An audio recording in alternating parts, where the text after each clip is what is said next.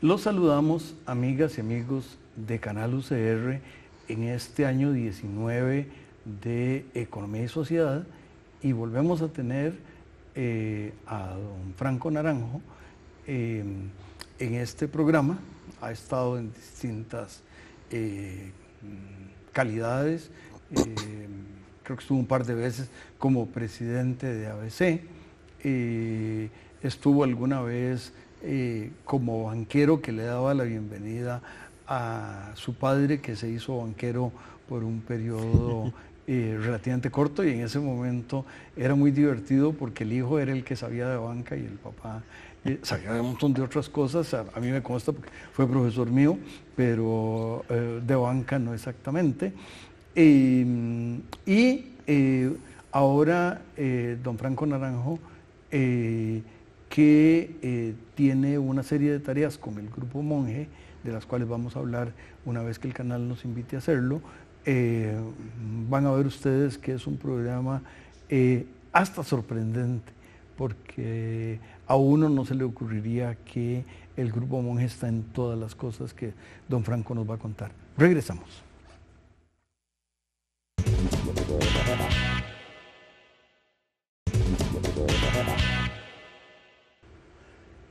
Continuamos, amigas y amigos, con don Franco Naranjo, y explíquenos eso de monje social, porque a uno si piensa y si ha vivido en este país, el nombre le llamaría la atención. Pero yo creo que, espero que lo que usted nos va a contar explique por qué pusimos ese título. Bueno, un gusto, Juan Rafael, estar nuevamente en este programa. Muchas gracias por la invitación, siempre es un grandísimo honor estar en este canal y sobre todo tener la oportunidad de conversar. Usted que le gustó empezar con anécdotas, la primer niñera que yo tuve, o el primer niñero que yo tuve en mi vida se llamó Juan Rafael Vargas, así que son muchos años de conocernos, de un gran cariño y una grandísima amistad, así que muy, muy complacido y honrado de estar en su programa. Cuando uno habla de monje, y a veces la palabra que más asocian a monje es importador a monje, y a veces un poquito a importador a monje le tengo fe, es porque es la marca más amplia, está muy asociada a la cadena de tiendas que nosotros tenemos en Costa Rica, donde tenemos unas 180 tiendas en diferentes puntos del país. Pero bueno, cuando hablamos del Grupo Monge... Perdón, y para que no se nos olvide, porque además no va a ser, creo, tema importante, ustedes están también en otros 6 países. Correcto, así es. Pero bueno, vamos a ver qué. No, entonces, cuando uno habla de Grupo Monge, primero tenemos que hablar de una empresa que, como usted lo dice, Juan Rafael, opera en 6 países. Esos 6 países son todos los países de Centroamérica: Guatemala, El Salvador, Honduras, Nicaragua, Costa Rica, y adicionalmente operamos en Perú, ¿verdad? Entonces, y nuestro modelo es un modelo que efectivamente tiene un componente muy importante en estas sociedades, y enfoquémonos en la sociedad costarricense. El primero es, bueno, están las tiendas, todas las conocemos, pero cuando uno ve ¿qué es lo que una tienda nuestra vende? Nosotros lo definimos como bienes de capital para el hogar, y ahí buscamos una diferenciación de lo que es el consumo. El consumo es una definición muy amplia. Bienes de capital para el hogar, estamos hablando productos que al tenerlos en un hogar, la calidad de ese hogar va a mejorar. Y voy a dar ejemplos muy puntuales. Cuando uno vende una refrigeradora, sobre todo a los segmentos a donde nuestro grupo se orienta, que es a la base de la pirámide, muchas veces es su primer refrigeradora, y hay que ver el contexto de adquirir una refrigeradora. En muchos hogares, sobre todo en hogares marginales, es sustituir la hielera de Styrofoam por precisamente la refrigeradora. Cuando hablamos de una cocina, es sustituir una cocina de leña con todas las enfermedades asociadas al humo y todos los problemas, sobre todo que lleva con la niñez el tema de cocinar a la leña, sustituirlo por una cocina eléctrica. Y además, pues en un país como Costa Rica, donde la electricidad llega a todo el país, entonces estos bienes verdaderamente se conectan a la electricidad y vienen a mejorar la calidad de vida. Pero eso, hay una digamos, nota ahí, don Franco, que es, no lo he visto así, pero ahora que usted lo explica, habría que hablar un poco de una dimensión verde de la tarea que ustedes hacen. Styrofoam es altamente contaminante, ¿verdad? Pero bueno, precisamente para hielera es el ámbito natural, y lo que está explicando usted del humo de la leña, de nuevo, es un tema verde, de manera que lo llamamos monje social, pero con, por lo menos en ese ámbito, un tinte verde. Totalmente. Y cuando alguien quiere sustituirlo, nosotros recibimos el producto viejo, sobre todo un viejo ya obsoleto, dañado, precisamente para asegurarnos que haya un adecuado reciclaje de estos productos, en línea con lo que usted dice. Pero bueno, iba a comentar otro componente de lo que es artículos de nuestros almacenes, y es toda la tecnología.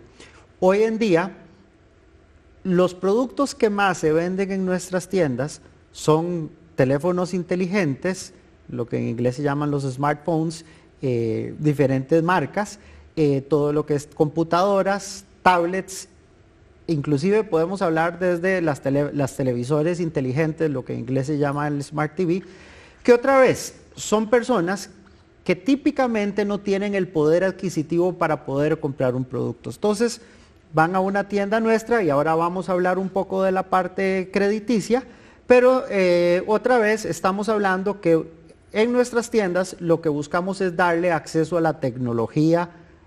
Hoy en día estamos hablando siglo XXI, ¿verdad? Entonces, cuando analizamos índices de penetración, por ejemplo, de celulares en zonas rurales, Costa Rica tiene niveles de los países de América Latina con más profundidad, e inclusive países con un desarrollo económico mayor al nuestro, como por ejemplo Brasil o como por ejemplo México. Y voy a dar el último ejemplo donde podemos hablar mucho de esto, la motocicleta. Yo creo que a todos hoy en día nos sentimos abrumados por las motocicletas en las calles, pero bueno, imaginémonos lo que fuera este país si no hubieran motocicletas. Pero también veamos el concepto de la persona que adquiere una motocicleta. Y aquí voy a hacer una comparación de hace no mucho, hace 8 años, 10 años. Antes lo que existían eran marcas japonesas de motocicletas, costaban en dólares $4,000, $5,000, y si una persona quería una motocicleta tenía que hacer un trámite a veces de 2 meses en un banco para poder comprar un artículo de estos. Hoy en día nosotros inclusive producimos las motocicletas, las mandamos a hacer en China. Son motocicletas que en promedio cuestan $1,000, estamos hablando 600,000 colones. Le damos el acceso a las personas, y esa persona que adquiere ese bien hoy en día se convierte en un microempresario. Puede ser un repartidor de Uber, puede ser un mensajero que tiene su pequeño negocio, o inclusive estamos hablando de la persona que está sustituyendo sus pases de autobús por un medio de transporte propio, donde muchas veces usted ve al señor y la señora montadas en la motocicleta. Entonces, eso es importante. Perdón, porque... Y a veces la señora y el señor, porque esa es otra cosa que ha ocurrido en la democratización de la motocicleta. Era un tema básicamente de hombres, cuando yo era joven, cuando yo era niño, cuando yo era adulto, y ahora de adulto mayor. Las mujeres conduciendo motocicleta es una variante. Totalmente. Usted los ve a veces a las mujeres, e inclusive mantienen a veces su cinta hasta rosada, que alguno podría decir que es estereotipada, pero efectivamente, si nos fijamos, hay una cantidad muy grande hoy en día de mujeres manejando motocicleta, ¿verdad? Entonces, bueno, ese es el componente de tiendas nuestras, pero lo más importante en nuestro negocio, más que el tener una tienda en sí, es poderle dar acceso al crédito, y ahí nos vamos a una palabra muy importante hoy en día, que es darle inclusión financiera a personas que no tienen el poder adquisitivo para ir a un banco a solicitar un crédito. Nada más para hacer una comparación muy simple, un banco, una tarjeta de crédito, generalmente por menos de $1,000, eso estaríamos hablando un equivalente más o menos de 600,000 colones, no la procesan, porque simplemente montos por debajo de eso no cubren siquiera los costos asociados al proceso. Cuando estamos hablando de esa persona que llega... Paréntesis, recuerden, amigas y amigos, que don Franco vino aquí muchas veces como banquero.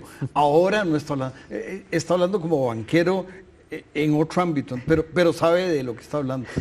No está inventando datos.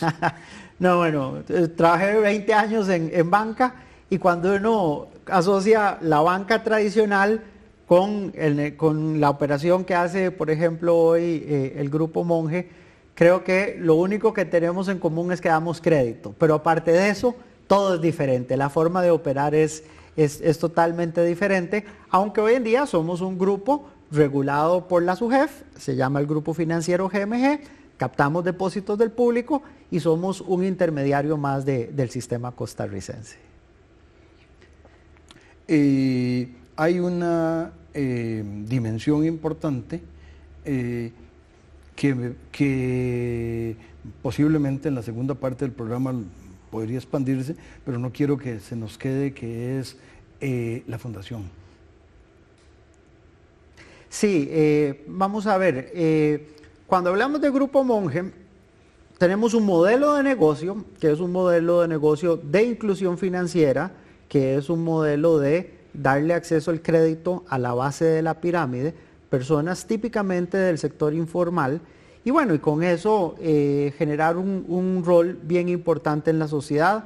Hoy en día en Costa Rica nosotros manejamos aproximadamente 600,000 operaciones de crédito activas como grupo en los 6 países que operamos. Ese número asciende a los 1.3 millones de operaciones de crédito, y ese negocio lo complementamos con algo que lo podemos llamar responsabilidad social, o inclusive lo podemos llamar hasta filantropía, que es la Fundación Monge. La Fundación Monge es una fundación, opera ya desde hace varios años.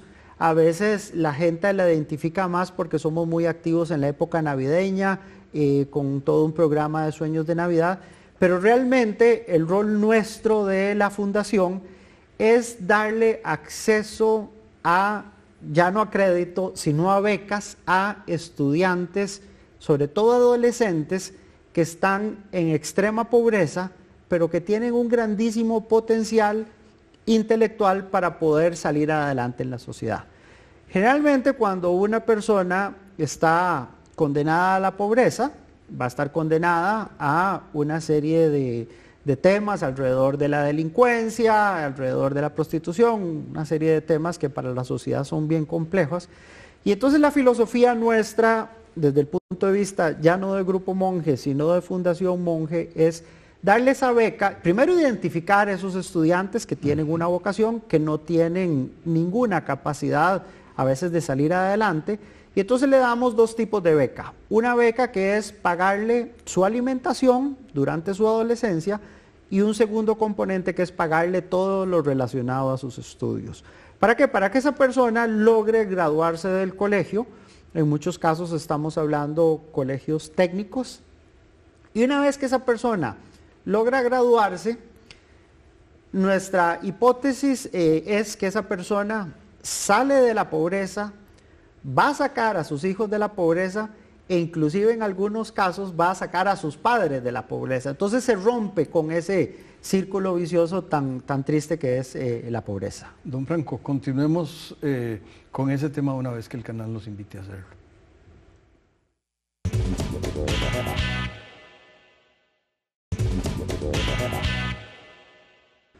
Continuamos, amigas, amigos, descubriendo facetas de esta empresa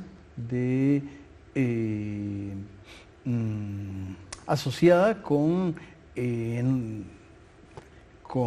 una serie de artículos que a través de los años han viajado desde las tiendas a los hogares de uno, pero repito, el programa es sorprendente un poco por el tema de inclusión y de nuevo don Franco hizo esa distinción entre la banca tradicional y la banca asociada con una empresa. Y el tema lo repitió de ir a la base de la pirámide del ingreso. Las familias de la gente que está arriba de la pirámide no podrían comprar en Monje, pero no usarían del crédito de Monje. Por un lado, y la otra parte que es la dimensión, y de eso estaba hablando don Franco, la selección de los jóvenes que son becados y la cobertura porque ese es un tema caro y es un tema complicado, la cobertura en el territorio de esas becas. Sí, correcto. Y en línea con lo que hablábamos de la fundación, hoy en día becamos a más de 1000 estudiantes y es muy interesante. Yo formo parte de la junta directiva de la fundación. Hablábamos antes de ir a comercial que la hipótesis que nosotros manejamos en todo esto es cómo lograr que un alumno se gradúe del colegio, sobre todo de colegios técnicos, esa persona se logre insertar en la sociedad y así rompa el ciclo de la pobreza, y decía, no solo el de él, sino el de sus hijos y a veces inclusive el de sus papás y hasta hermanos, ¿verdad? Pero hay un tema... Déjeme hacer ahí un comercial.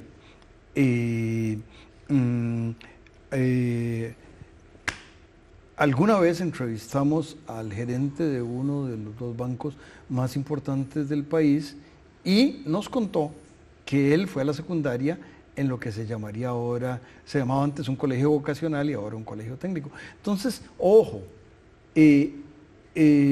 esos colegios no son menos, son más. Y yo tengo que decir que yo fui a Liceo de Heredia, de manera que me perdí de esa experiencia, pero no tengo duda de que los colegios técnicos deben ser, mi opinión, y yo no soy, excepto en las clases de la UCR, no soy educador, no soy un experto en temas de educación, pero me parece la gran dimensión importante de nuestro sistema educativo. Pero era un paréntesis mío. No, pero es muy cierto, es importantísimo ese rol hoy en día de los colegios técnicos en este país. ¿Por qué? Porque inclusive muchas empresas lo que buscan hoy en día son técnicos. ¿Qué mejor ejemplo que las empresas que están viniendo de Estados Unidos, todas estas, Amazon y Walmart, etcétera, que a veces buscan poner un call center y no logran encontrar suficientes programadores o suficientes técnicos en algunos temas? Entonces, efectivamente, el rol es importantísimo, nada más a nivel de anécdota. Con la NASA, para el tema científico, la NASA nos ha invitado a la fundación a que escojamos o elijamos los mejores alumnos que nosotros becamos para ir a hacer pasantías allá a Houston y a Cañaveral en Florida, ¿verdad? Entonces imagínense, muchachos, otra vez, en un entorno de extrema pobreza, que tienen la oportunidad de ir a conocer un cohete en persona, tienen la oportunidad de hablar con astronautas. Esta señora Kaufman, que es una costarricense, Cassandra Kaufman, ha hecho apoyos importantísimos a la fundación nuestra. Entonces, efectivamente buscamos que estos muchachos, estos estudiantes se sientan muy motivados. Y voy a contar una anécdota que es bien interesante en este tema. Usted a veces puede ayudar al alumno y logra sacarlo y logra graduarlo, y usted cree que ya cumplió su labor, y todavía falta lo más complicado. Recordemos que son muchachos que muchas veces no han tenido acceso a un hogar. A veces, y es triste decirlo, pero es la verdad, su mamá es una prostituta que no le ha enseñado una serie de valores a su hijo, o sus papás son drogadictos. Entonces son muchachos totalmente desconfiados de la sociedad. Entonces, con la parte técnica académica, hay que trabajarlos en lo que llaman las habilidades blandas o a veces desarrollarles sus habilidades sociales. Tenemos casos interesantes, un muchacho que era un gran talento, lo contrata una empresa y el muchacho simplemente no compartía información con nadie en la oficina. Y era porque él decía, es que cada vez que yo he compartido algo me lo roban. Y entonces él decía, yo no estoy acostumbrado a compartir nada y no quiero compartir. Entonces enseñarle al muchacho que cuando usted aprende a compartir, también las demás personas comparten con uno y se van nutriendo. Entonces, tal vez podemos hablar un día entero de la fundación, pero ese rol de ayudar al muchacho o a la muchacha, no solo en la parte académica, sino a desarrollarle sus habilidades para que logren adaptarse a la sociedad de hoy en día, que es una sociedad que también va cambiando, es importantísimo y ese es el principal rol que nosotros hacemos en la fundación. Otra anécdota, don Vicente Fox tiene una fundación en México muy, muy grande, nos visitó hace unos 3 años y él dijo, vine porque quiero aprender de ustedes. Y usó una palabra Por cierto, de don Vicente Fox es el primer presidente de México que no era del PRI. O sea, de alguna manera en el año 2000 lo eligen y se construye la dimensión y antes de eso el PRI había ganado por 70 años la presidencia en México. Entonces, ese es Vicente Fox. Así es parte de la historia importantísima de México, tiene una fundación gigante y él decía, es que lo que aprendí de ustedes, y usó un término de béisbol, es que el porcentaje de bateo de ustedes es más alto. Es decir, de los estudiantes que nosotros ayudamos, la labor que hacemos hacen que el éxito de esos muchachos en sociedad fuera más alto. Y eso es una anécdota que se nos quedó, esa frase de Vicente Fox, es que el porcentaje de bateo de ustedes es muy alto, ¿verdad? Hay muchachos inclusive que hoy en día trabajan en el Grupo Monje, otra vez técnicos en informática, ¿verdad? Y entonces es una labor muy importante que en la empresa nos la tomamos con total compromiso y con total seriedad. 2 cosas que podrían ser conflictivas, inclusión y su jefe. Sí, bueno, eso es un buen punto. Yo le decía ahora que entre Por cierto, y perdón que lo interrumpa, su jefe es la Superintendencia de Entidades Financieras, digamos, son los árbitros del sistema financiero y con frecuencia sacan tarjetas amarillas y rojas. No es jugando. Así es. Nada más para dimensionarlo, en Costa Rica un crédito pequeño, hablemos tal vez en dólares, un crédito pequeño en este país para un banco son $500,000, nada más para dimensionarlo.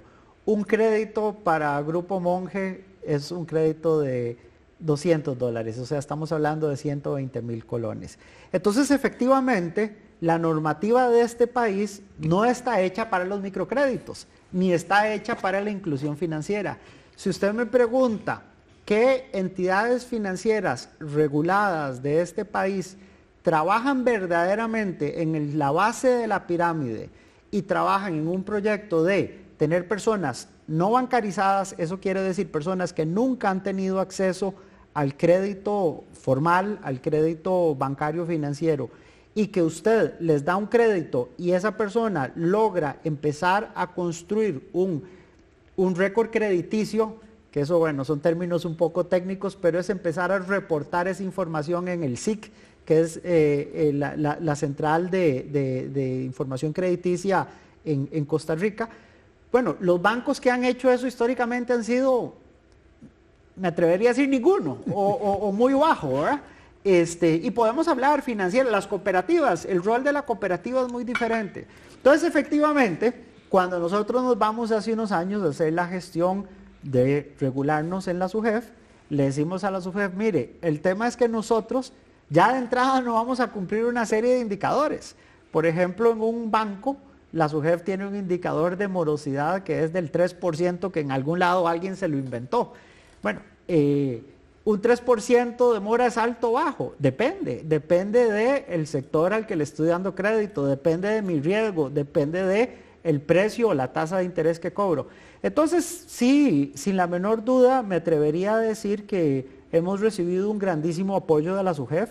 La SUGEF desde el día 1 estuvo muy interesada, sobre todo otra vez porque 600,000 deudores de este país pasarían a ser parte del sistema financiero formal de este país, serían personas que hoy en día son parte de la Central de Información Crediticia, pero ha sido un tema donde nosotros hemos tenido que entender cómo acomodar una normativa o adaptar una normativa a nuestra realidad, y obviamente la SUGEF ha tenido ese rol, ¿verdad? También como un intermediario financiero hace un negocio muy diferente al de un banco. Muy resumido, en mis años, digamos, que trabajé en banca, que le decía que fueron como 20, un banco da un crédito cuando analiza la capacidad de pago de ese deudor, y bueno, si me puede pagar ese deudor, le doy el crédito; si no me puede pagar, no le doy.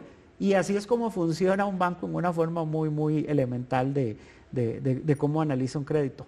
En nuestro caso, no hay un análisis de flujo de caja, porque estamos hablando de personas, otra vez, del sector formal de la economía, de mujeres, madres de hogar, personas que lo que hacen es vender a veces tortillas en una esquina, o platanitos, o por ejemplo obreros de construcción que tienen una estacionalidad. Entonces este negocio, a diferencia de la banca, lo que es un negocio estadístico. ¿Cómo se hace desde un punto de vista estadístico? Bueno, es todo un tema para comentar, que con gusto lo podemos hablar, pero que se diferencia bastante de un banco, y por lo tanto la normativa a veces tiene que ser diferente. Voy a dar un ejemplo en el caso de Nicaragua. En Nicaragua está la Superintendencia de Bancos y está la CONAMI, la Comisión Nacional de Microfinancieras, que es, digamos, es un hermano de la Superintendencia que regula el negocio de microfinanzas. Qué interesante, don Franco. Yo siempre disfruto enormemente de que usted venga, y a las amigas y amigos los invitamos a que en los tiempos que lo decidan nos acompañen la próxima semana, y quédense con este canal, que con los impuestos que se recaudan hace la televisión que ustedes se merecen. Gracias y felicitaciones. Muchas gracias, Juan Rafael.